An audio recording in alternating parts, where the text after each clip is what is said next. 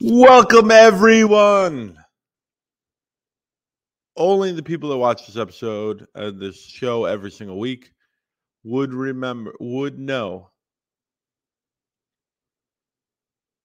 that the Maulers are going to the playoffs. The people that watch this every single week, and I thank you so much, believe in the black and gold, the Coach Horton culture. That Tomlinson would figure out how to call plays and score points and do enough with the ball where the defense, which is best in the league, can take over a game. Special teams will add a little spice to every single thing. Thank you for following along all season. We've done this for 11 weeks now, 12 weeks in a row. Hammer time with Webb, dinner with Webb, right, on Team Wednesdays. But we're heading to the North Championship in just a couple days. When you're watching this, it's Wednesday. That means that you have Thursday, Friday, Saturday's game day. We only got 3 days. Big episode this week. We got Jake from the Panther Shadow from the Pro Football Newsroom. We're going to discuss what are the Panthers doing. Now we're going to look a little bit more intense since it is the North Championship. The Pittsburgh Maulers in the North Championship. I'm going to keep saying that. It's been glorious. If you watch Tell Me About It, you'll get that joke. And then Leon Johnson. Leon Johnson will be before Jake. The offensive tackle that came over from the Stars kind of settled in our tackle positions. He's a great guy to talk to. It's about a half hour long. This is a really long episode, but hey, the Maulers in the playoffs for the first time. So it's going to be a long episode. So deal with it. 3 things. North Division champs. Yeah, that record doesn't look pretty, right? And I tell the people this all the time. There's only 10 weeks in the season. So if you have a 2-3 game lose streak, which the Maulers did, it really kills your record, right? Unless you win 5 in a row like the Breakers did, and it kind of looks kind of nice, right? But how many 9-7 teams, 10-6 teams, which the Maulers are kind of that kind of mold right now by just looking at the record, win the Super Bowl in the NFL? Like the New York Giants when they beat the Patriots, what were they? 9-7, 10-6, right? Barely got in with a 6 seed. Kind of got hot at the right time. Played solid defense. Controlled the ball. Executed the game plan. Sounds familiar, doesn't it? It sounds familiar. Kind of like the Maulers, a quarterback that does just enough. Now, Eli Manning and Troy Williams are not in the same category. Eli's obviously a pocket passer, and Troy Williams is way better of a quarterback, right? Definitely is. Come on, man. I will never give that away. I'm a Patriots fan. I can never give credit to A. Manning. 2 of the 3 things. The Maulers stay in games, keeping it close. Their division record is 4-2.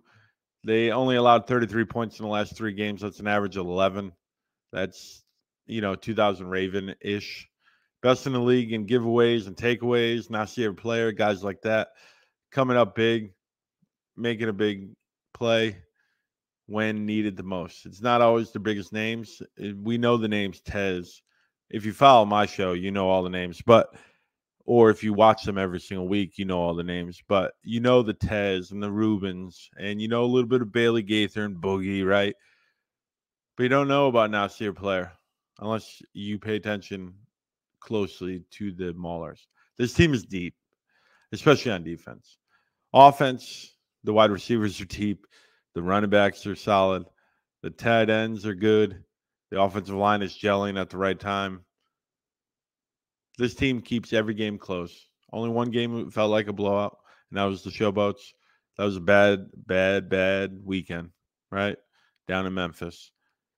Other than that, they were in every game in the fourth quarter. Every single game.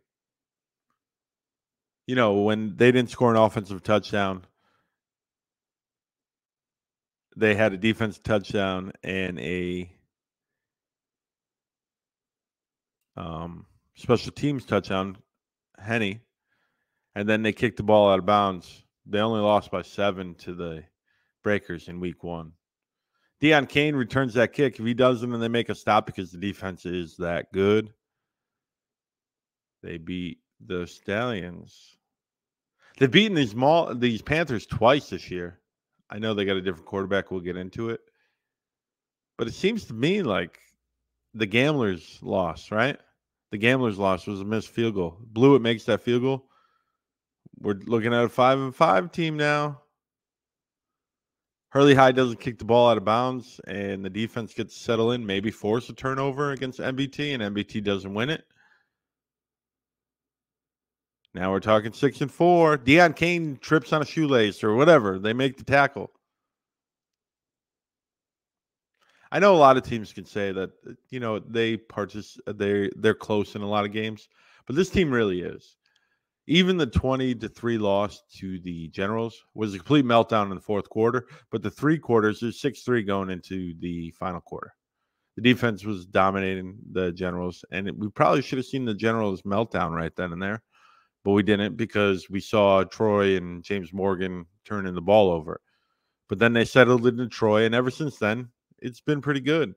The games are close. They don't turn over the ball. They take away the ball from the other team. They execute in special teams. The offense, while may struggle in the red zone, can move the ball. They ended up being the 4th best rushing team. What? If you watch this show, they spent 4 weeks in a row where they did not have a leading rusher that was a running back.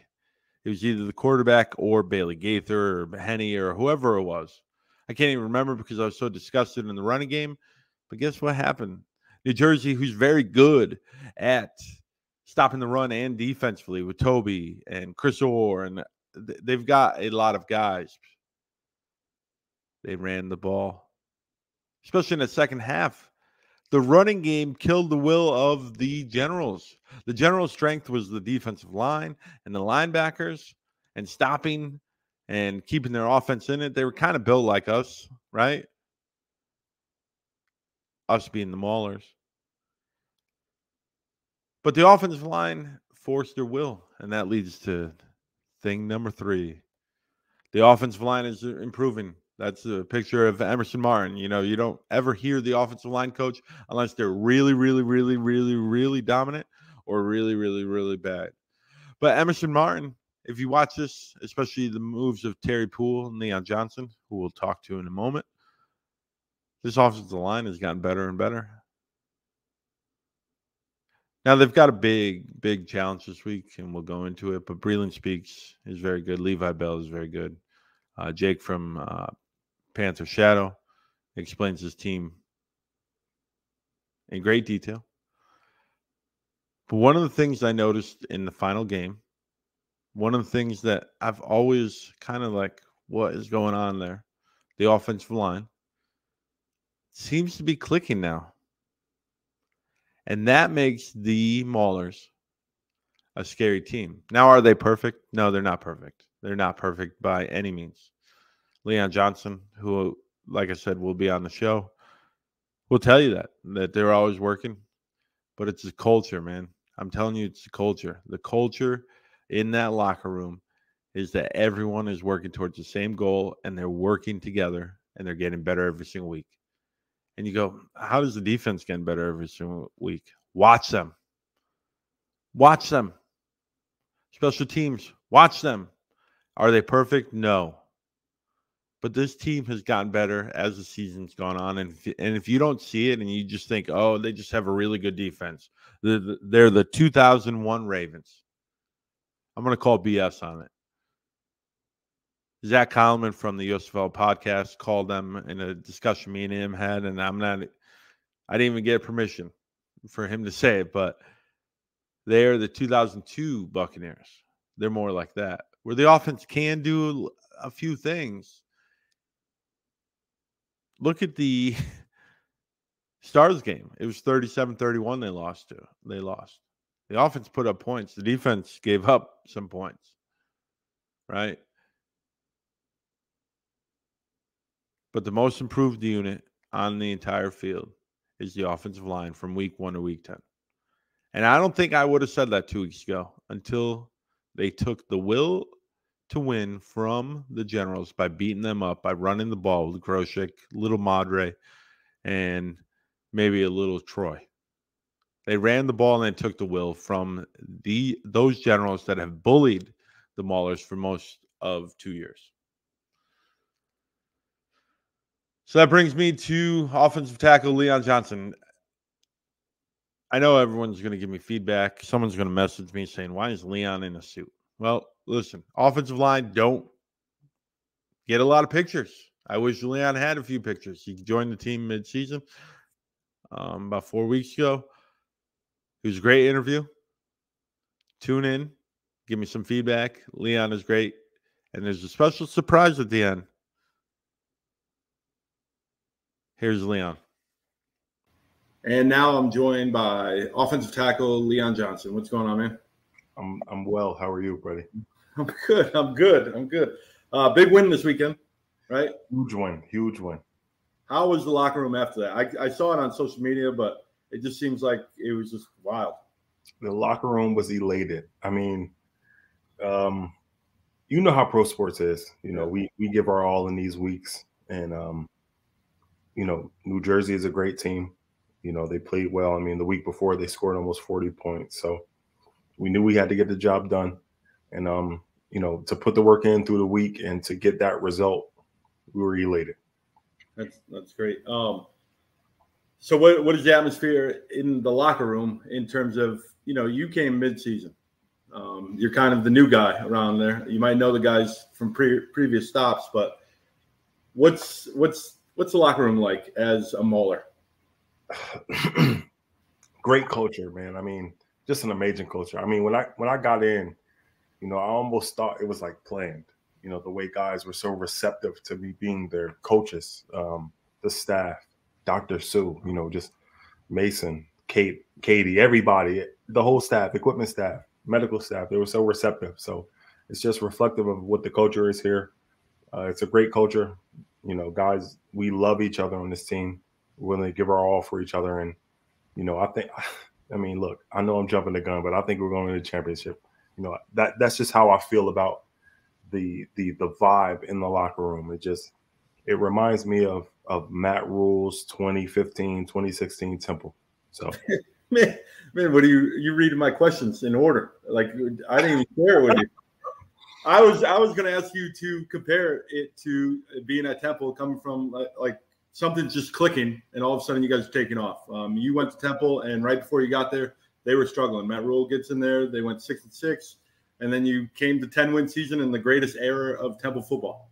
Yep. I mean, well, that's a testament to what pro sports is like and what the culture is like, and when you get a great culture, how it resonates. Yeah. I mean, Matt Rule's Temple, we were gritty, grind. You know, maybe we're not more talented than you, but we're going to be more physical than you. We're going to be tougher than you. We're going to last longer than you. We're going to work harder than you. And that's the motto here. And that's the motto with the Steelers. I mean, it's you know, it really encompasses the motto in Pittsburgh. You know, we're going to grind. We're blue collar. We're just going to go until you stop, and we're going to keep going. And that's our motto here. And I love it. And it's the same as Matt Rule's Temple. And it pays off because, I mean, I don't know if you watched that New Jersey game. You saw those guys start to wither towards the end of that game. Yeah. And that's our motto. Actually, on my Twitter, in the middle of the game, like about third quarter, end of third quarter, I actually tweeted, New Jersey has quit. It just seemed like you guys have just conquered them, which that was the final step in the North Division. So it's just great to watch you guys just ascend. The offense, especially on the offensive side of the ball, the defense has been pretty good. What's that like going against them every single practice? Because they are a different bunch. They're the elite of the elite. Elite of the elite. They are the best defense in the USFL. I mean, it's undeniable at this point. Yeah. And to practice against them, to be honest, it's a challenge, man. I mean, going against Nasir and going against Isaiah And when Olive slides out to 4-eye into 5, I mean, it's tough, man. Those guys go hard. You know, we're banged up at this time. Everybody's banged up at this time. We still practice like we're trying to sharpen each other and we're trying to get better. And, you know, that defense is the best in this league. I want to be clear about that. That Tez and Reuben Foster and Tarp and Eli and Olive, Nasir, Isaiah, all those guys, they are the best in this league. And to practice against them is a privilege. And it, you know, maybe, you know, we haven't been able to show it on offense from a scoring perspective, but I mean, it shows how good they are. We practice against them every day, and we dominate games on offense. I mean, we scored 100. We've rushed for 100 yards for the last 3 games.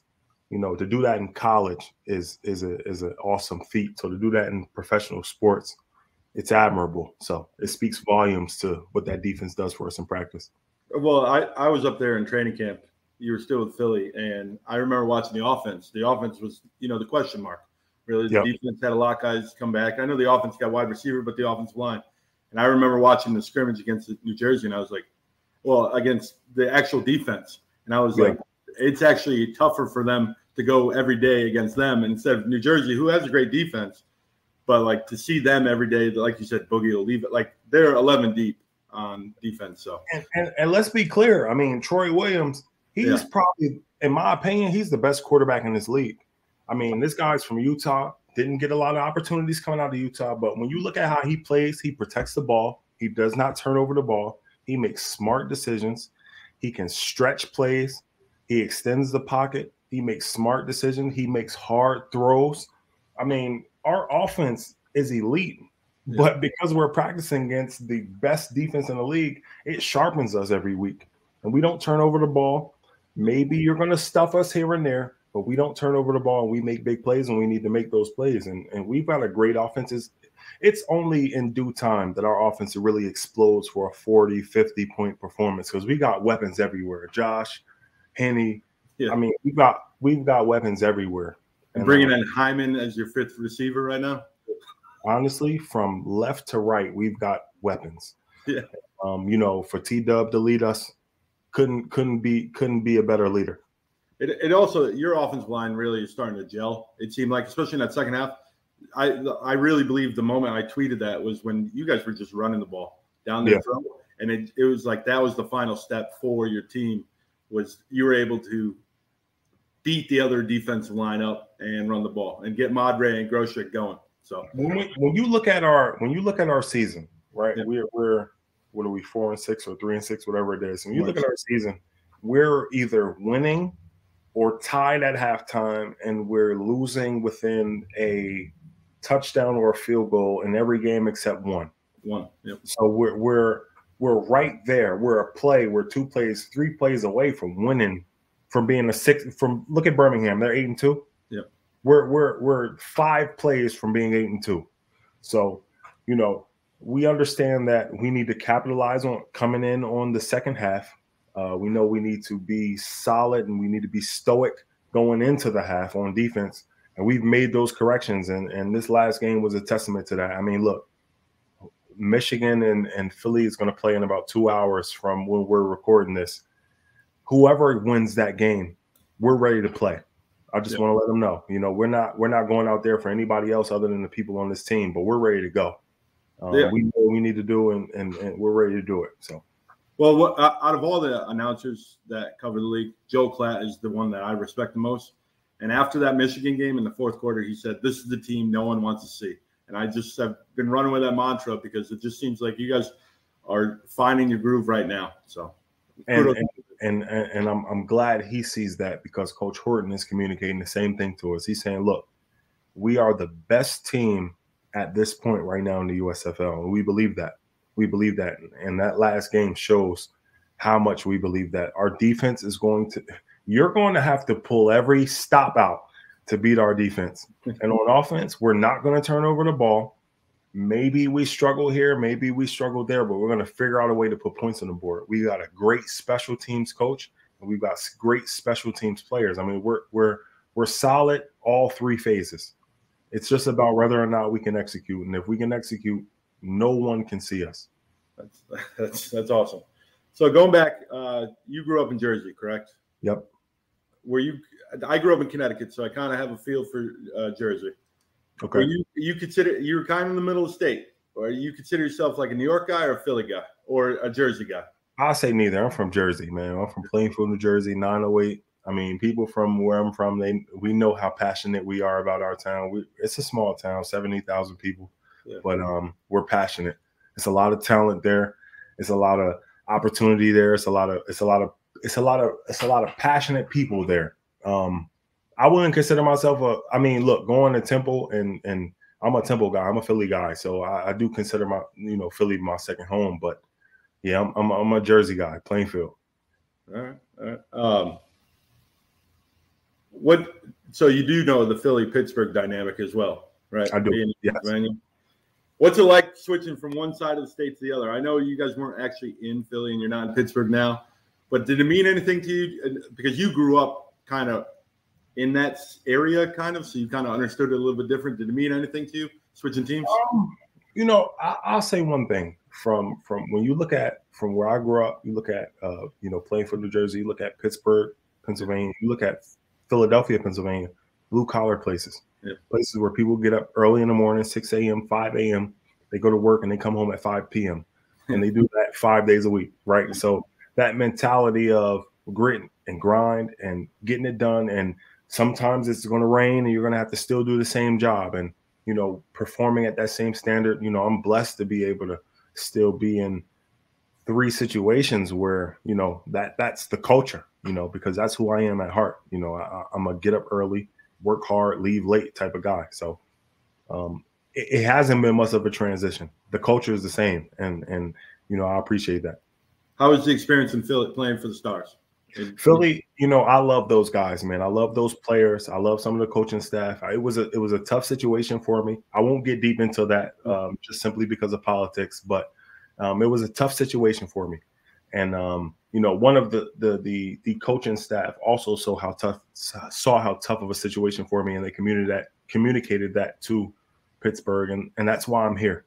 And I'm in a great situation now, great culture, great coaching staff, a staff that I can actually learn from, a position coach that I can actually learn from, a group of guys that, I love, just like I love those guys in Philly, but a culture that reminds me, like we talked about earlier, of Temple. And Temple, we won championships in Temple. We did things that no other team there had ever done.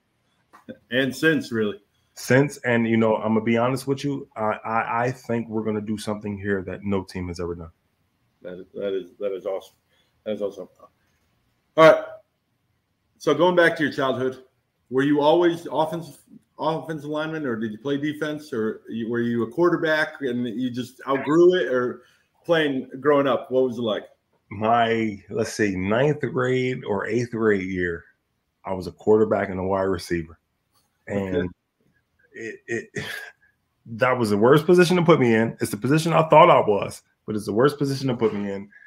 As I grew into my body and as I got bigger, turned into a lineman, offensive lineman, defensive lineman. I played DN in high school, played a little center, a little power forward in high school, in basketball. I shot put and threw the discus. What else? I ran the 400. I ran 1-400. So yeah, I was all over the place, man. But football related, offensive line, defensive line. I had my little spurts out there at skill, but I'm a big. Being an offensive lineman, would you rather block for a mobile quarterback or a pocket passer? Honestly, I'm not saying any slight on Troy or anything, because he is a little mobile. Is it easier, I guess, or does it make a difference for you? Well, to give credit to Troy, I mean, whether he's running it or throwing it, he's among the elite in this league, right? He makes great decisions with the ball when he's in the pocket, and when he has to extend the play, he makes great decisions. But if I had to answer your question, I'd say, look, I had George DeLeon in college, a guy who coached Mitchell Schwartz and Joe Thomas at Cleveland in the league, and I had Chris Wiesenhan, who's a Hall of Fame player at Wabash. I've had coaches who could teach us how to vertical set, teach us how to 45 set, teach us how to jump set. So whatever we needed to do for the scheme that we need, is what we needed to do. I'm a type of player who, look, if we got a mobile guy back there, be ready to run 8 seconds per play. If we got a pocket guy, let's solidify this pocket. So, whatever we need to do is what I'm willing to do. And, I've just been blessed with the athleticism from God to just be able to do whatever our scheme needs. So to answer your question, look, any quarterback, rather, and we're blessed to have Troy, who's both. So I'm comfortable. All right. Fantasy lineup. You know what fantasy football is, right? Fantasy lineup. So we're going full offense? Just one quarterback, one running back. But the strategy is you only can choose one Mauler. So you can't just go. You can't give me, your 2 wide receivers. So you get one quarterback, a running back, a wide receiver, and a tight end. That's it. Okay. Quarterback, I'm going to go with Troy. I think he's the best quarterback in this league right now. Out of all all of your teammates throughout your entire life, it could be Pee Wee, whatever. Oh, okay. Just USFL right now. All my life, I got to go PJ Walker. That guy is amazing. I played him in high school. I played with him in college. I played with him in the XFL. I mean, that is an amazing player. Philip Justice Walker, PJ Walker. Taking him as my quarterback 7 days a week. If I could go running back, let's see. Let's go. Man, I played with a lot of good guys, man. I'm gonna go first and second down, Rockwell. I'm gonna go third down, maybe even fourth and short, Jahad Thomas. Okay. At wideout, I'm gonna go Demarius Thomas. Rest in peace. At tight end, I'm gonna say I like Colin Thompson. That guy can block. He's smart, great teammate, can run routes, and he'll do whatever you ask him. What other positions we got? That's it. I'll go PJ Walker, Jahad Thomas, Demarius Thomas, and Colin Thompson. And I'm willing to run the ball all day with him. Awesome. So when you committed to Temple, what made you decide on Temple? It's close to home. The program wasn't the greatest, like we talked about earlier, but why Temple? Honestly, when I was coming out of high school, I went to a charter school for 2 years. Big respect to that charter school, but they didn't have the paperwork that was in alignment with the NCAA clearinghouse. And, basically it looked like I didn't go to school for 2 years. Oh, wow. So my entire senior year, that school was getting each class processed and the entire curriculum ultimately processed through the NCAA clearinghouse and approved. And, Alan Mogridge, my recruiting coach at that time, he was coming from Temple to that school was about 1 hour and 40 minutes, 2 and 3 times a week to make sure that they were doing that diligently. And, ultimately I had to take 2 summer classes and get A's in both of those classes to be eligible.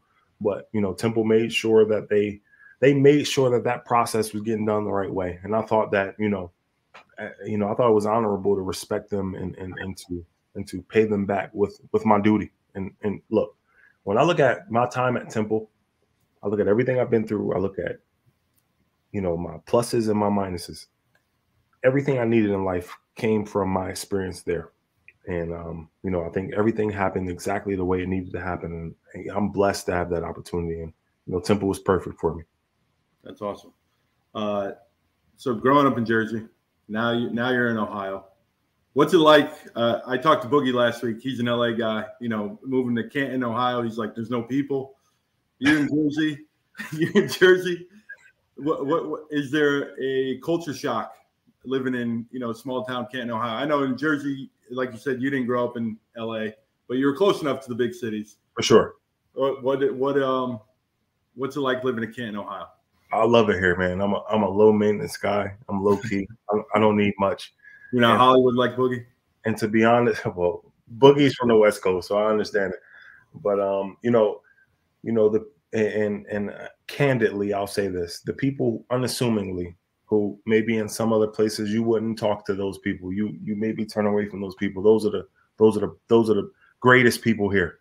The people who maybe they've got a little dirt on their skin, maybe a little blemishes on their face. Those are the people. Those are the people who really embody what this state, what this town is. You know, this is the Hall of Fame. This is not glit and glam. This is the people who reliant. You know, and we go through everything in life. You know, people got all different type of experiences, and I don't think our flaws define us. You know, and some of us, we have bad habits. Some of us, we have addictions. But you know, the people that I've bumped into here, you know, regardless of what they look like, have been great people. You know, so you know, anywhere I can go, I've been all over the place. I've been Canada, Utah, Denver. I've been everywhere, and to bump into great people, regardless of what they look like or where they're from or what their trials are, you know, it's a blessing. You know, that's awesome. All right, you ready to drop the hammer? I'm ready to do it. Let's do it. Let's go.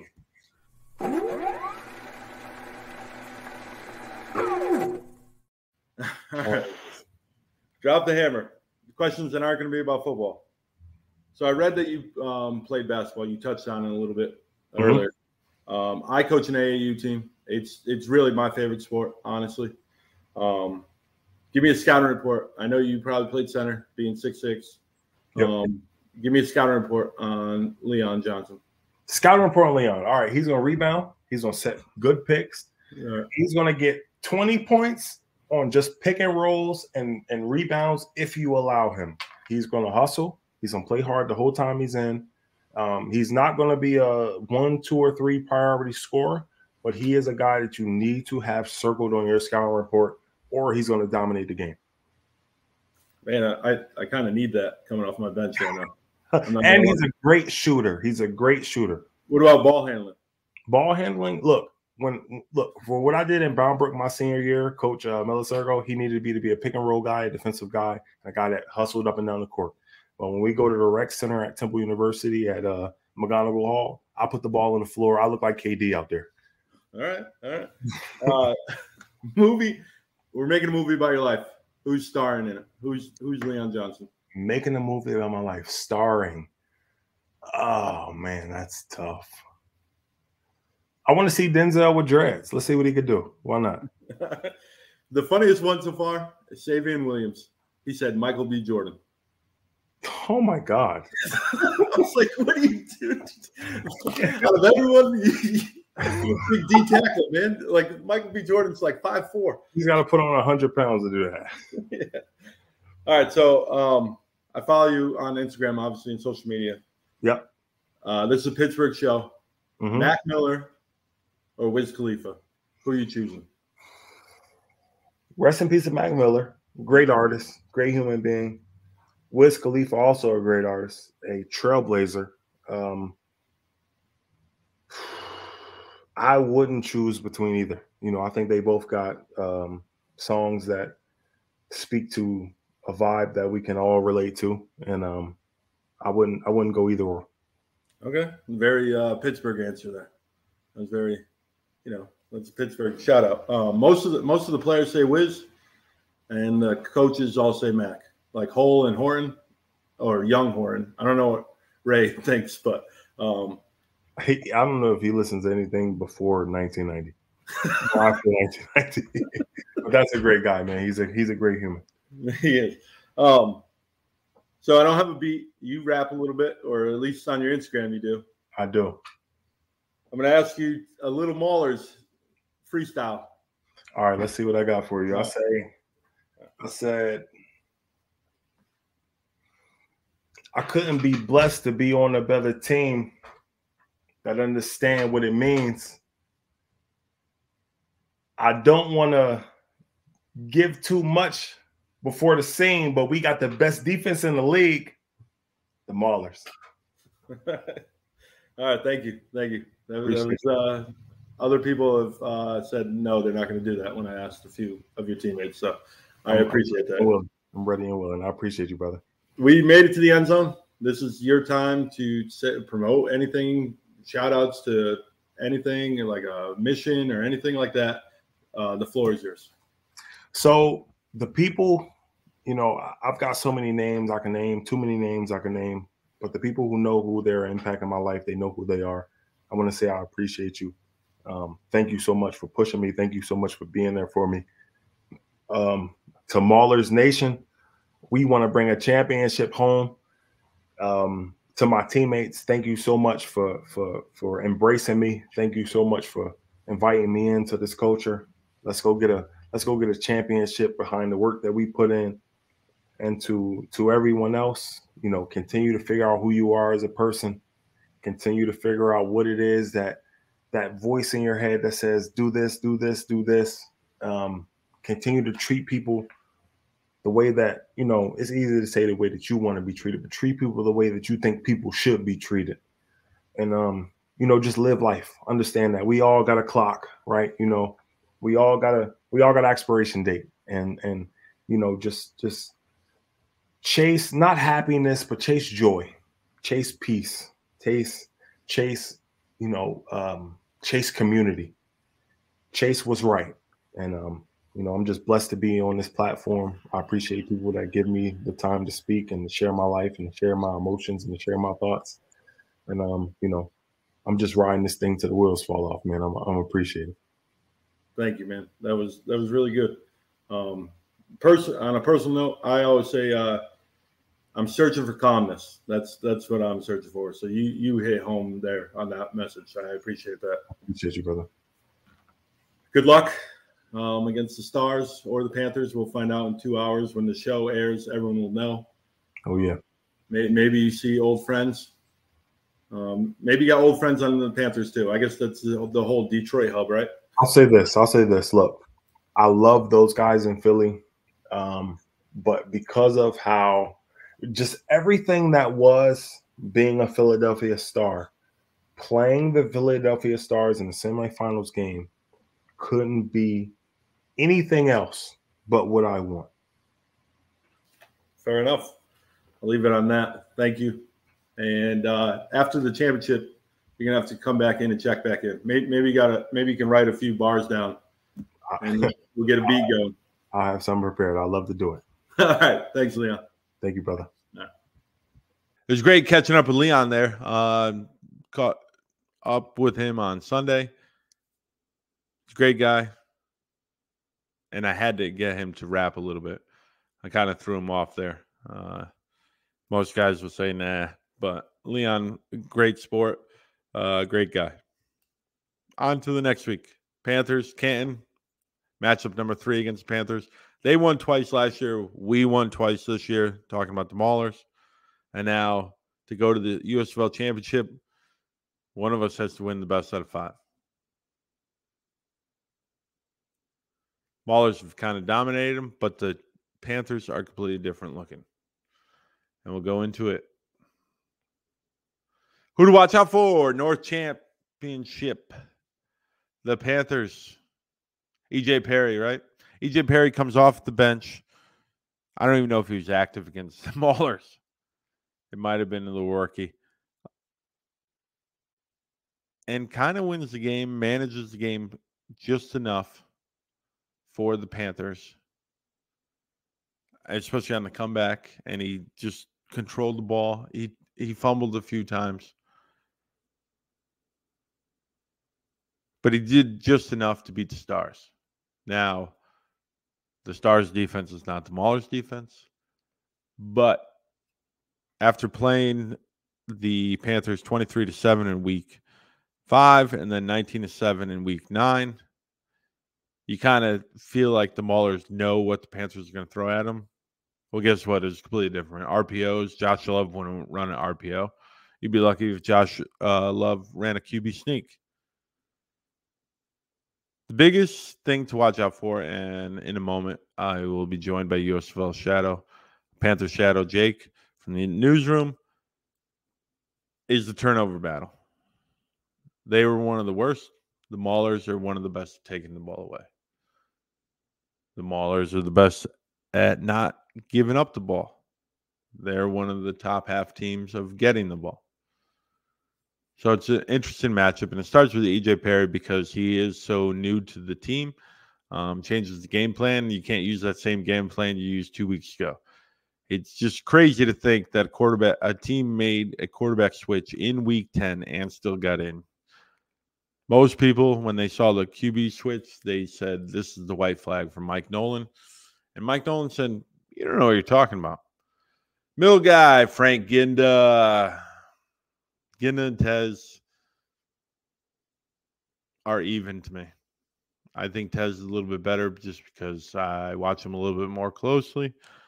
One of these two middle linebackers should be Defensive Player of the Year. I tend to think it's Tez because Tez was the best player on the best defense for the entire year. Ginda is a tackling machine. He is sideline to sideline, end zone to end zone. He's going to chase it down.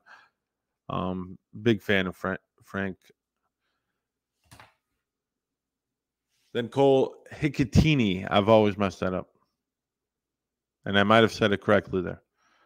The tight end from Louisville. Lamar loved him in college at Louisville. He had 6 catches against the Maulers a couple weeks ago, was the only offensive threat. I think he is the 3rd best tight end in the league. And the only reason why I say he's the 3rd best because he's not playing with Alex McGough. He may be the best tight end offensive weapon. It's definitely someone you got to watch out for. We don't want to give EJ Perry, who is the first who to watch out for, any extra time or any safety valve. And Cole Hicatini would be that guy for EJ Perry, definitely, because I really believe that Gibson and Gilbert on the outside with Tornadin, Tarp, and Eli, whoever's that nickelback, they'll be able to handle the outside weapons. It's the guys that are kind of the middle linebackers, Foster and Tez. If they can match up with Cole Hicatini, I think we'll be fine against their offense. So now we go to the time when Jake from the USFL Newsroom and Panther Shadow, one of the best podcasts dedicated to the Panthers, joined me for a while. So I hope you enjoyed the episode. And now I am joined by Jake from Pro Football Newsroom. You've got a ton of titles, actually, right? Yeah. Panther Shadow. It's changed like 4,000 times, your name, right? Yeah, it's changed a couple times, but this one's the longest, and I think this is what it's sticking with for a while. Okay, all right. The go-to podcast for the Michigan Panthers. What's going on, man? Not much. Just happy and sad. I was a little scared about this upcoming weekend, but glad that we're actually getting to play again. Thanks for having me on, dude. Yeah, man. It's what a year. A year makes such a big difference, right? Like last year, Week 10 ended with the toilet bowl, fighting for a draft pick that we didn't understand, like what the draft pick was about. And now, 2 weeks ago, you guys were dead in the water, right? You lost to the Maulers. 3 weeks ago, the Maulers were dead in the water. You know, they had to get help, and now our teams are meeting for the North Championship. What a crazy month of June, really. Yeah, I don't know if script writers could have done any better. Yeah. Well, what do you think the biggest opportunity for your team is going into Sunday? Or Saturday? We'll start there. Well, we'll have the element of surprise a little bit. I mean, you guys got to see Perry a little bit last night, but I mean, he's still quite an unknown. We'll be with the team for still less than a month when we play on Saturday. So I think the best opportunity is to have a few wrinkles on the offense side, because I think defensively, we have, a pretty good game plan, as we've seen both times that we've played. But yeah, offense, having a new wrinkle with the new quarterback is, I think, going to be our biggest opportunity. So for those that don't know a lot about EJ Perry, what would you say his strength is on bringing to your offense, really? Is it just a wrinkle, or is it like his arm, his legs? Obviously, he was kind of impressive. His arm, I mean, is not the greatest. His decision-making may not be the best. And there were a couple times last night that was on full display, but I think his legs and his penchant to actually run, the fact that he was able to actually, score that touchdown on a broken play. So he's able to, make things work. And I think his legs are going to be the greatest asset that he's going to bring. Yeah, the RPO option, especially if Corbin is 100%, and maybe add in a Stevie Scott. Corbin has quietly had a decent year. Last year, he was kind of like the star, player of the week nominees a lot. What's going on with Reggie Corbin? He was our favorite running back, and if you don't follow the Panthers week in, week out, he kind of gets lost in the shuffle with Wes Hills and Mark Thompson and so on and so forth. How's Reggie's year been?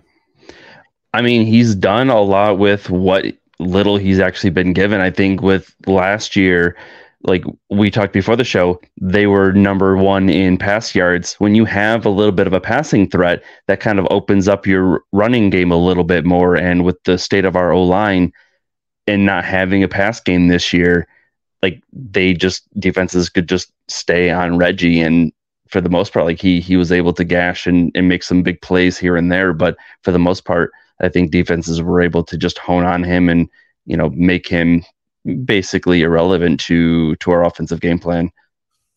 Definitely. I was looking over the numbers before the show. You guys are actually 4th in passing yards. Did you know that? I think last couple of weeks have definitely helped a little bit. Like I think even last week we still had quite a few good passing yards with Love against you guys, but obviously they weren't sustained. But yeah, we were bottom half for sure a couple weeks ago, but I think with the Breakers and then the Maulers game, we were able to kind of regain a little bit. But before that, first half of the year, certainly into the second half, we were definitely the bottom half with the passing. I think we were like 6th, 7th. Talking about your receivers, thank you for Hyman.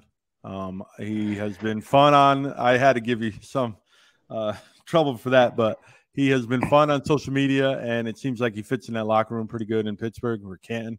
You guys miss him, or did you guys already replace him? And someone kind of over the last 3 weeks. I mean, I think you could kind of see it with Quinn coming on. He was definitely the number 2 with Walker, but I miss Hyman certainly on the returns, especially the return game. He's electric. He was kind of, part of, our big asset there on the return game, but as well as in the pass game. Loved him. Hate the fact that we released him. I made that clear on Twitter. If you've seen any of that, I've not been quiet about that personnel decision as well as a few others, but that one's definitely one that has stung and still continues to sting a bit. So you're welcome, and you can then give us the win on Saturday in retribution for that. And I can say that we're good then. We both went through tough seasons last year. 4-6, making it to the playoffs. I can't give you the easy win right now to go face the Breakers instead. I can't do it yet. I can't do it. But it's gonna be the Stallions again. It's not gonna be Breakers. I agree with you. I hope Lowe is watching right now. So on your defense, you said your defense is one of your strong points. Yardage wise, you're kind of middle of the pack. What gives?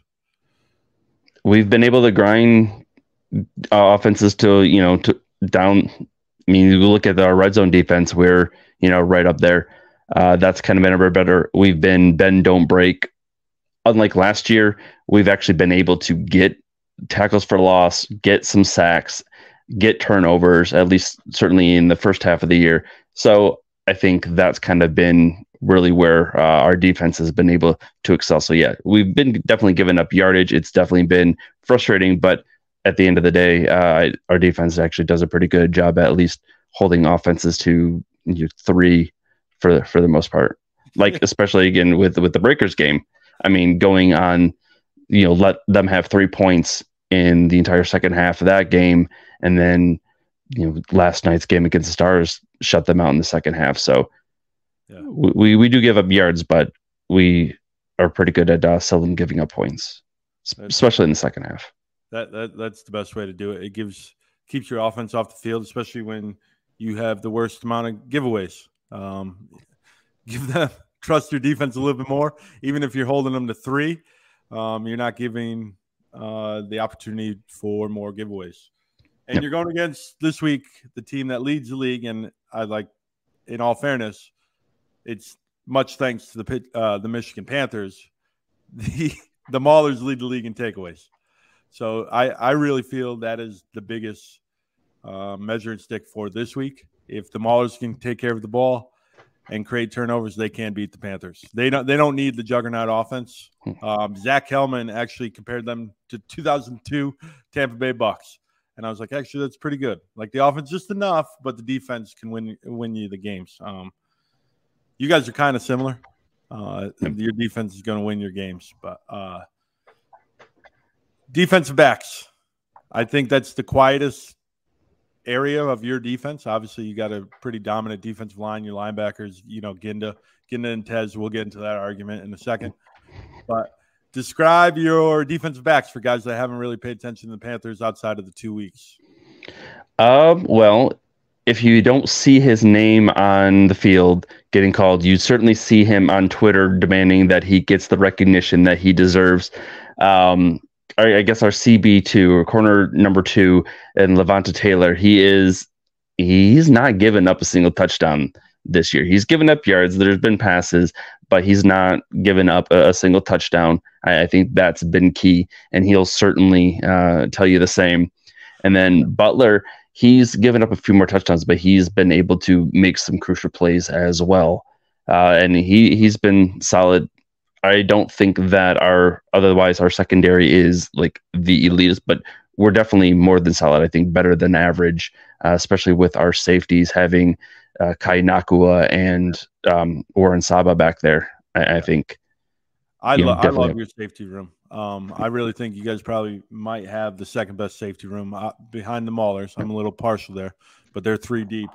But Saba, I've always thought last year in week 1, right? He got hurt against the break. Yep, and then he was out. Then we had to release him shortly after, and I was super disappointed in that because I was definitely hyped to see him play. And then the fact that he started into week 1, I'm like, all right, this guy's actually going to do some things. And then, got injured.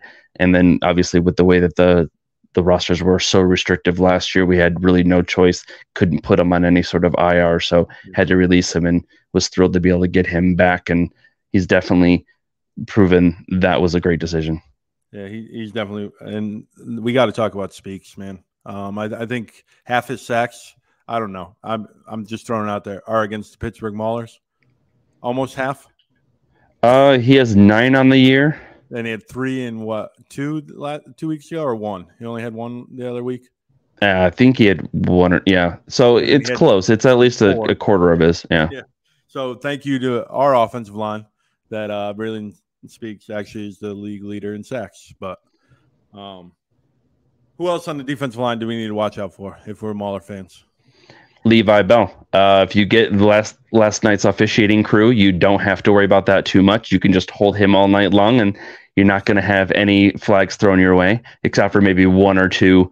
But just keep holding him. But no, the true rookie, our 5th, 6th round draft pick this year, got him signed in, and he's just been a contributor since. And I think partially you can thank Speaks for that. He's been able to command quite a bit of attention from O-lines, which, just has allowed Bell to really get it after the quarterback and get some pressures and get some tackles. But I mean, considering that we've had Speaks for the entire year and the opposite edge hasn't been as elevated of play until we got Bell in, I think speaks volumes to Bell as well. So yeah, he's definitely the other guy on the other edge, on the other end that you certainly need to watch out for. All right, now the argument that everyone's going to wait for. Ginda or Tez? Make your case. Go ahead. You've got the stats on your side, so go ahead. Yeah, league leader in tackles, tied first overall in the league in interceptions, 4-time defensive player of the week. Yes, that is a popularity contest. It is a fan vote, but still, nonetheless, in some of his dominating votes where he's just ran away with it, I think speaks volumes. Believe he and Tez both tied were 1 week, weren't they? Yeah, 1 week they shared. Yep. But he's just all over. He is there. He made another pass deflection. He's just always around the ball. He's a machine. He's a tank. And I mean, he's only gotten better. He was a huge contributor last year. He's only gotten better. Love Tez, but no, I'm going Homer on this one. It's going to be and not even just because of the stats, though. That's a nice perk. That's a nice bonus. My disagreement will be that the best defense we're going to agree is the Maulers, right? Front to back. Yeah, I'll concede that. Okay. He's the best player on the best defense. It's almost like you know how like Pat Mahomes gets all the credit, and Pat Mahomes is great, and I'm not comparing Tez, but the best player on the best unit usually gets all the credit. Tez deserves that credit, and they're the best defense, and he's come up with big plays. And I will give it to Ginda. I love Ginda. I absolutely love Ginda. Last year we did the USFL 50 for the top 50 players. I ranked Ginda the highest. I ranked him as the 11th best player in the league last year, higher than Tez and any Mauler, actually. I love Ginda. So I'm not completely disappointed. I'm just going to ride with Tez for this year. It does look like Ginda's going to get it, winning that 4th player of the week, leading in tackles. I think that was a big get for him because there was a close race until the last 2 weeks. Yep. But Tez has been in the pass defense a little bit more, kind of playing QB spy with DeAndre Johnson, and Ginda just took off, especially in the last 2 weeks. So. Now, I'll be honest, I actually will not be terribly upset if Tez gets it, just by the simple fact that I really don't want him to have any sort of chip on the shoulder coming into this weekend where he feels that he was robbed, and so he can't play with that chip on the shoulder. So if that's going to help us win on Saturday, then Tez can have it. I'll take the North Championship and a berth in the championship game for Ginda, not quite a game that he's already going to get his NFL shot. He's going to make all USFL. So if it has to be that way and we can get to the championship, Frank might have a disagreement there, but it's you and I speaking, not him. So you can give it to Tez if we can get the dub. Are they announcing that this week? Did that come out? I know last year it was like the week before the end of the season. Like it was weird timing. So. Yeah, I was wondering that too. I didn't actually check, but I kind of figured because it is a regular season that they would. But you might be right that it was just the week before the championship, and if that's the case, then yeah, we won't find out until next week. And in that case, it's Ginda's all the way. And then, RJ came out with his picks. Yep. Did you see those? You saw who he rode with, right? Yes. All right. But are you really going to tell me that you ride with RJ this entire year? Like there's been definitely a rift that I've noticed, especially with the network and RJ. So I'm not going to let you get away with riding with RJ on this one. This is where it comes from. When he did his new players and that article, and when he put Jalen McCleskey as the newcomer to watch, and I'm like, that man had 2 touchdowns last year. He came mid-season, and then you don't include Reuben Foster. I was like, what is this guy doing? Like, he just watches Big 12 football, and he just wants to tell me about an Oklahoma State guy. Like, I took it personal, honestly, because I was excited about Reuben. But that's my problem with RJ. His power rankings, they don't bother me.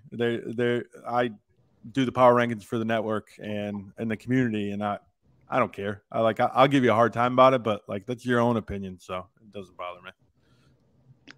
Yeah, I mean, I get it. He's all about the flesh, kind of clickbaity on that. But no, I remember that there were so many problems with it, and I think that's the big thing is that there was no oversight. There was no actual due diligence in following through and making sure that your information is accurate. And I don't know if that's the fault of Fox not double checking his work and not having an actual editor or what have you, but still that's sloppy. So yeah. I get that. Yeah. One of those clickbait pieces before the season, you're trying to attract the XFL or other leagues fans. And like when it's inaccurate, I'm like, man, like I only read the Pittsburgh. I just scrolled down to Pittsburgh. I didn't read the whole article. And I know other people have said similar things with other teams, but it's just a bad look. That's my only bad part with what's up, kinfolk? And that's it. Like that's it. Well, didn't he last year too put the Gamblers at number 1 when they beat the Stallions? Yeah, in the power rankings, like 3 and 6 and something, right? Yeah. They end up 3-9 or 3-7, yeah, on the year. Yeah, but after they won, I think week 9 was it? Yeah. That because they won 2 in a row to end the season. So yeah, it was like week 9 that they beat the Stallions. So then after that, for week 10, Gamblers were number 1 in his power rankings. Just like that's, I mean, if that's how you want to ride with your power rank, but that's makes no sense. Like that's not how everybody else does it. Yeah. All right. So big game. We have split the new generation USFL season between the two teams. So this is the deciding game, best out of 5. What's your pick? Even Homer. That's all right.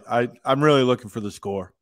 No, I mean, I'm not going home. Like, that's the thing. Like, I haven't, if you've listened to the podcast, I have not gone Homer pick every single week because I'm, realistic more so than, certain others maybe. But I have confidence more so than if we had won with Josh Love last night. I still think we could have won with Love, but going into this weekend's game, I would have thought that we were going to see more of Week 9. I think that'd be clear. Like, there was no way. I'm still scared of your defense. Certainly, if Perry is going to stare down receivers and make bad decisions, then it could be very much like Week 9. It's not going to be a blowout in the reverse. We will certainly not blow you out if we win, but for the sake of a little bit of tension, I will go with the Homer pick. I will say Michigan takes this one. We will still, hit the under, and I'm going to say 17-14. That's the perfect score. I was actually going to say 16-10. It's going to be a one-score game. I really feel the defense, it can go either way. It's very tough to beat a team 3 times in a year. Yep. And especially one that 2 weeks ago looked completely different. That's the part that I'm scared about is that for the Maulers, that you guys didn't look like anything like you guys looked on Week 9, and that was only 2 weeks ago. Like, it's just crazy to me. Yeah, that's exactly where my confidence comes in. Like I said, if it was Love and we were running the same as we were 2 weeks ago, as of for Week 9, yeah, I would think that it'd be over before it even begins. But because we have that wrinkle, we have that, the ability to do something different with Perry, definitely gives me a little more confidence coming into the weekend. I for the Maulers running the ball. I don't know if you watch the Generals and Maulers fully. A little bit. Yeah. They kind of closed the door with running the ball. Madre London. We had a sighting of Madre London, who's now our second leading rusher. They are 4th in the league now in rushing yards, which is mind-blowing because the leading rusher is Troy Williams, and they had 5 weeks in a row where the leading rusher was not a running back. 5 weeks. They had either like Henny or Gaither or Troy were leading rushers. It's just mind-blowing that they are 4th in the league for rushing. And you guys – sometimes give up some rushing yards, and I'm hoping the offensive line is starting to gel, and that has been the weakest point of the Maulers is that offensive line because of Troy. Troy doesn't have great pocket presence. I love Troy. He was my guy in the preseason, but his pocket presence, he needs to be moving a little bit and kind of EJ Perry-ish, I guess, or EJ is more like Troy. I'm going to go 16-10, the black and gold, so. Either way, it's going to be a good game. Either way, whoever wins this game is who I'm rooting for in the championship. I don't care who comes out of the other side. That's just me. That's going to be a little harder for me. I've definitely played into, like I said, I know you start off as, Breakers fan. So like you didn't quite understand what I was talking about, just the initial hate, how we just created that rivalry. And there's like, I've grown to like you guys more. Kind of the same a little bit with the Gamblers, but there's still something about it. I don't know.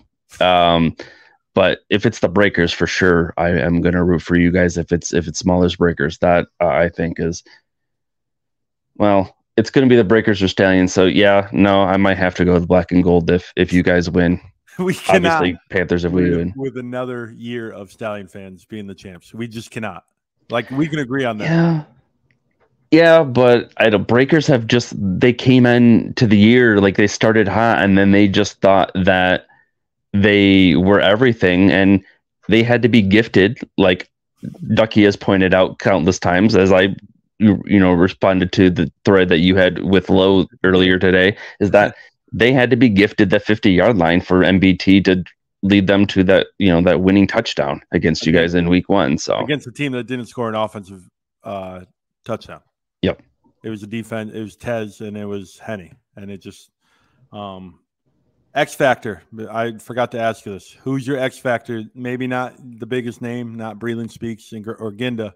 Someone that you expect to have a pretty good game against the Maulers, or that you guys need to have a good game. Cole, I can never pronounce his last name. Hicatini. Yeah, he ate us up really in the last one. He was actually the offensive player nominee for our game because both offenses didn't really move the ball, but he did well. It's not a slight on him. It just didn't. He wasn't an offensive player of the week nominee type. But give me an X Factor. All right, someone, no one's watching.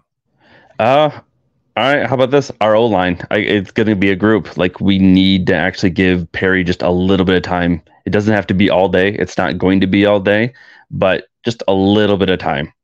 A little bit of time for him to make a decision, whether to run or pass. Just that's going to be the X factor. Just give him enough time. Talking about your O-line, Dunlop, he's had a solid season, though, at tackle. PFF grades him as like the third highest tackle in the league, I think, or maybe the fourth highest right now. Obviously, we haven't seen week 10. So it's the interior side of the line, or it's more than his opposite side? Would you say that struggles a little bit, or is it as a unit? As a unit, I don't think they quite gel. Like I said, we do have some strong guys out there. I mean, I think Johnson does a better job as center than Pollard did last year. I think Nelson has come in, has been really strong, and then like I said, Dunlop and Ham has been solid. But I mean, you can have 5 great guys, great O linemen. You drop them in, like there's got to be that chemistry. I think that's kind of if you've seen like discussions, can't think of the name. I think it's Golick, was how he was saying, like, that's the first thing you notice. Like when the O-line's gelling, when they're doing their job, you don't notice them. But when, they don't quite click, then, that's the most obvious thing to pick apart. So yeah, that's the only time you hear their name, when they're either holding or they gave up a sack. So if you don't know your offensive line's name, then they're doing a good job typically. Thank you for coming on. I look forward to Saturday. It should be a good one. I'm glad it's underneath the lights. Hopefully it's cool enough for you. I don't know what the weather looks like in Canton. Hopefully it's dry. I think right now we looked at the weather and it's going to be like rain all day, 70s. So it's not going to be too warm, but hopefully it dries out. It looks like the rain's supposed to stop, right before kickoff. So that's good. But obviously forecast a week out, meteorologists can't get it right the day of. So looking at it a week out is sketchy at best, but that's what we're looking at right now. All right. Well, enjoy the game. I won't be there, unfortunately. Thanks for coming on, man. You are a great source of Panthers and USFL stuff, but definitely Panthers. There's not many that match you at loving their team as much as you, and so passionate about the league, man. It's great to see guys like you that are just like, this is my team. I'm riding with them. Well, I'm in the market, so I don't. I'm in the market, so I don't quite get the excuse that I can't. But yeah, no. Definitely, I'm not a bandwagon. I'm sticking with them for better or for worse. And as you know, last year was definitely for worse. This year had its up and down. But no, I love our community. I love everybody that actually contributes in earnest. Those that actually truly love the league and want to contribute and create content and report on it. Yeah, well, you guys up in Michigan are so loyal to your teams, and you've had such a rough go of it. You probably don't remember the Bad Boys, right? You might have. Oh yeah, you do remember the Bad Boys, but outside of that, I know you had a couple championships with the Pistons. It's been pretty bare up in Michigan, so. You guys, 97 for any sort of national championship is in football. So hopefully that's changing this year. If not USFL, NFL, or college. So I have 3 teams that I'm still hopeful for. We'll find out in the next week or two if one of those teams can punch their tickets and get that. If not, this fall I have hopefully a couple more. But yeah, it's been a long road. It's been a long road to finally feel like I have, something to actually root for, some hope. All right, man. Thank you. Thank you for coming on. We'll have to do this again in the off season where we could just talk more trash to the whole league, not just our 2 teams.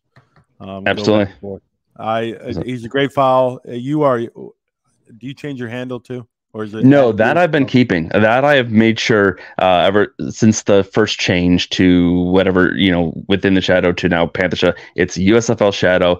That's staying the same. Have the domain and all that, so I have no intention on doing that. It's too much work to deviate from that. Well, follow Jake and get all your Panthers news. Thank you, man. Appreciate it for having me. Bye. It was great to have Jake on, talk Panthers football. I don't watch Panthers a ton, except when they're playing the Maulers. I know this league is small, and I probably should watch all 8 teams all the time. I really focus on the Maulers. I'll watch the Maulers games twice before I watch Panthers Gamblers. I'm throwing shots at Mav and Aces, but Hammer Finder, we're not going to do search bar this week because of the long episode. Trying to save you guys some time. Olive Sagapoulou, probably mispronouncing it. Olive is great guy. Talked to him a few times. He's absolutely great. The reason why he's on here is because we don't know the status as of this recording at 6/21 of Boogie Roberts. Olive may have to be the guy on the defensive tackle, and whoever fills in, it's Savion, Will Miles, whoever's that extra DT that fills in for Boogie. But Olive is going to need a bigger game. I've read some criticism online about Olive, and I think he eats space and he frees up for Boogie and Nasir and Malcolm Howard when he was there, and I just feel like Olive has a different role than what people expect after such a hot start with sacks, right? Olive I believe, has been playing fine. I think he should get consideration for USFL, all USFL, first team, second team, whatever team. He should get recognition because I think Olive and Boogie are the best defensive tackles in the league. I know everyone will scream about like Shad from New Orleans, and all I could say to that is, yeah, he's got 6.5 sacks, but is he doing his job the other plays of the game? Olive eats space, and he takes on doubles to free up his edge rushers. Next Hammer Finder, we're going to go down. Bryce Torneden. Bryce was all USFL last year. He's kind of had a quieter season this year. He's kind of had a different role. He's kind of been a nickelback, safety, hard hitter. He had a couple good games in the last couple weeks, 10 tackles. I love Bryce. Bryce is a bunch of energy. Being there for training camp, Bryce was the guy on the defense. Horton trusts him. I talk about Jaron a lot. I just think it's time for his moment. We've seen Tarp. We've seen Eli. Eli Walker had a great game last week. We've seen Gilbert. We've even seen Keith Gibson. Bryce has had a quieter year. Not saying he's not doing his job. They're not throwing the ball like to him. You know what I mean? It's not his fault for interception, turnovers, and all that. Bryce is a solid player. Should get invited to camps, but I just want a moment from him. It's almost like Reuben Foster last year. Last week I said I wanted a moment from Reuben. Bryce is who I'm searching for on the Hammer Finder this week. That I just want a moment to be like, oh, there's Bryce. Next one, we're going up top. Madre London. I've been on this bandwagon for a while now. He got his first touchdown in the USFL last week. If they're going to run the ball, Madre and Groshek have to be solid. I really think Madre could run the ball against his team. They are 6th against the rush, while the Maulers are 4th as the rushing team. What I saw in the second half last week of the offensive line, they should be able to control this defensive line, especially if the Maulers, who play so well with the lead. They are definitely the lead. They're not a come from behind team. They're not built for that. So they're built for being in the lead. I want Madre to have one of those games to be like, remember the Madre game when we're in season 20 of the USFL and people are looking back? It's almost like games from like the Super Bowl. Remember David Tyree? I keep going back to the Giants today, but David Tyree catching it. That was the Tyree game. You know, even though they beat the 17-0 Patriots, that's a Tyree game because he came up with that play. I want a Madre London moment like that. And that's the reason why I have been a huge supporter. And also that's the reason why he's on my hammer finder for the biggest game in Maulers history, including the OG history. This is the biggest game in Mauler history. Which brings me to the fourth one. He's been on here for another week. Ray Horton has built a great culture in that locker room. Talking with these guys, talking with coaches. It just seems like everyone loves everyone and everyone holds everyone responsible and everyone is on the same side. You see some of the things in the USFL world out there. I'm going to say it. Mark Thompson tweeting, right? I'm going to say it. Trey Williams calling out his coach. You see some of that stuff out there. This team's 4-6. Could have rolled over when they were 2-6. But they didn't. The culture's different. You didn't hear any complaining. Guys that have left, I've talked to guys that have left, either being replaced or whatever. No one says anything bad. I've heard some stories about other teams. I'm not going to go into it. This is a team, and last year, I maybe that's the reason why I'm bringing it up, because last year with the whole pizza emoji and everything, like it just, I still get it every so often on Twitter, like someone that hasn't watched USFL or someone that thinks they're funny with the pizza emoji. They don't understand the Ray Horton locker room. And that's no slight against Kirby. But this team is different. The last two press conferences, watch them on the USFL Network YouTube page. Ray says his opening statement.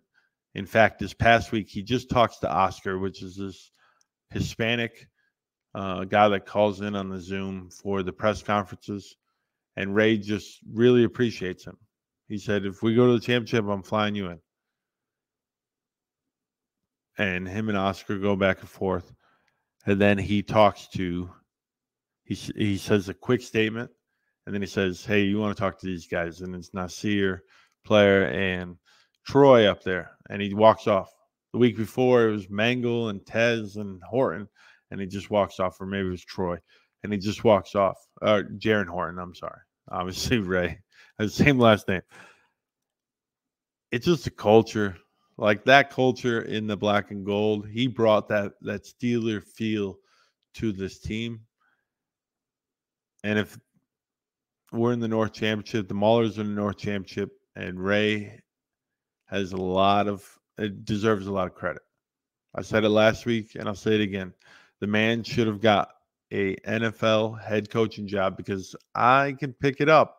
I might not have followed him closely. He was with the Steelers, so he knows the Steeler way. But I can tell you this guy deserved it, because you can build a winning culture. I don't know what he's like in X's and O's. I'm guessing he's pretty good, being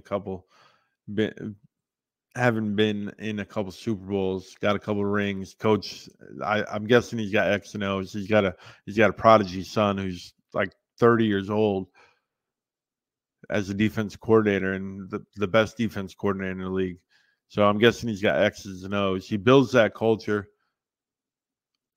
Ray's the guy. And me fortunate enough to cover this team every single day. It is great to be covering a team where nobody talks crap about another one. Nobody goes on Twitter. Nobody whines. They might have that in the locker room, but they squash it in the locker room. But it never gets to the public. And that's credit to Ray Horton and his coaching staff. I know some of them watch it. I'm going to tip my cap to you.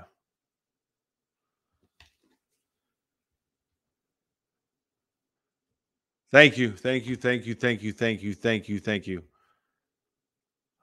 picture on the left is Mark Gilbert with the turnover hammer. One of the greatest things in the league. Doesn't get enough celebration. unless you follow the Maulers on social media. But it should be a league-wide thing.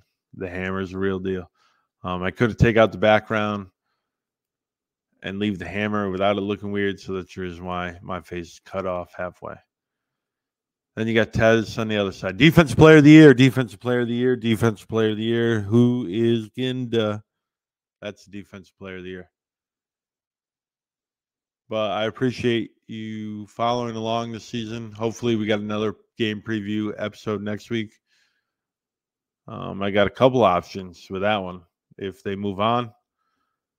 Dinner with Webb, 5 p.m. Eastern on Team Wednesdays on the USFL Network YouTube channel. I hope you enjoyed this. It looks like it's going to be an hour and 30-minute episode. It's a long one. It's a doozy. Hope you enjoyed it. I'm closing out. Webb out.